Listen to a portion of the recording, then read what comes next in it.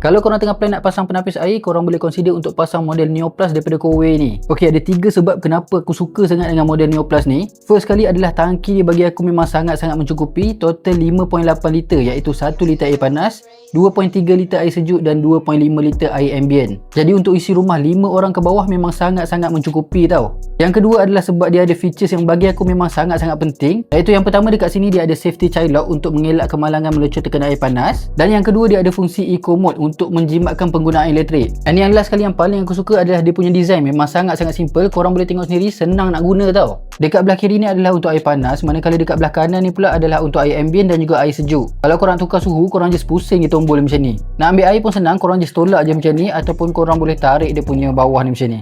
Oh, satu lagi benda yang best pasal Neo Plus ni adalah sebab harga dia memang sangat-sangat mampu milik tau. Bulanan dia tak sampai pun RM100. And kalau korang nak lagi jimat, korang boleh order sekarang sebab korang hanya perlu bayar RM20 sahaja untuk 7 bulan pertama. Penghantaran dan pemasangan percuma ke seluruh Malaysia tau. Jadi untuk yang berminat nak pasang Coway dengan harga promosi, korang boleh isi baby kat bawah ni ataupun tekan link dekat bio saya sekarang.